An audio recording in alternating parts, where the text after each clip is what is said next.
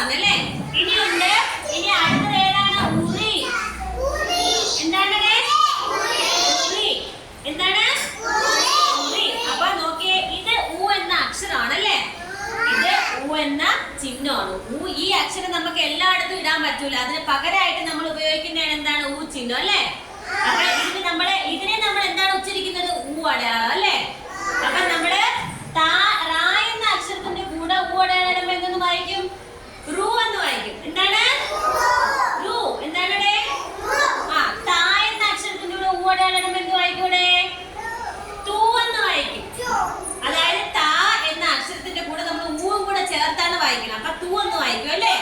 ഇനി ലാ എന്ന അക്ഷരത്തിലൂടെ ആണെങ്കിലോ യു എന്ന് വായിക്കും അല്ലേ. കുറച്ച് പറഞ്ഞേ, റാ എന്ന അക്ഷരത്തിലൂടെ ആണെങ്കിൽ എന്തെന്ന് വായിക്കും? റാ എന്ന അക്ഷരത്തിലൂടെ ആണെങ്കിലോ ഊ എന്ന് വായിക്കും അല്ലേ. അടുത്ത് നോക്കിയേ, ഇനി നോക്ക്, എല്ലാരും നോക്കിയേ, നിങ്ങളുടെ ബുക്കിലോട്ട് നോക്ക്. അവിടെ നമ്മള് ഉരൽ നമ്മൾ കണ്ടിട്ടുണ്ടായോ? നിങ്ങൾ ഉരല് എല്ലാരും കണ്ടിട്ടില്ലേ? വീട്ടില് നമ്മൾ ഇപ്പൊ മിക്സിയൊക്കെ ഉപയോഗിക്കും. പണ്ട് നമ്മൾ അരിയൊക്കെ ഇടിക്കാനും എന്താണ് അരി അരയ്ക്കാനൊക്കെ ഉപയോഗിച്ചിരുന്നത് എന്താണ്? ഉരൽ. അപ്പൊ നോക്കിയേ, ബോർഡിൽ നോക്കിയേ, ആ ഈ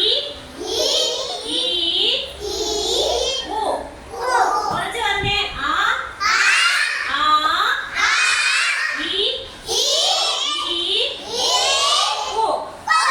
ഇത് നോക്കിയേ, ഊ വരുന്ന വാക്ക് ഏതാണ്? ഉരൽ. ഊ ഉറി. ഇനി നോക്ക്, റായിട്ട് ഓടണം എന്തെന്ന് വായിക്കും? റൂ. എന്താണ്? റൂ. ഇനി തായിട്ട് ഓടണം എന്ന് വായിക്കും? തൂ. മായാണെങ്കിലോ മൂന്ന് വായിക്കും അല്ലേ. മൂ എന്ന് വായിക്കും. ഇനി നോക്കിയേ, നമ്മള് നേരത്തെ ഇനി അത് കഴിഞ്ഞിട്ട് ഊ എന്ന അക്ഷരവും അതുപോലെ തന്നെ ഊ എന്നാണ്. അടുത്ത് നോക്കിയേ, ഊ എന്ന അക്ഷരമാണ് നമ്മൾ പഠിക്കുന്നത്. ഊ കണ്ട? എന്താണ്? കണ്ട എല്ലാവരും?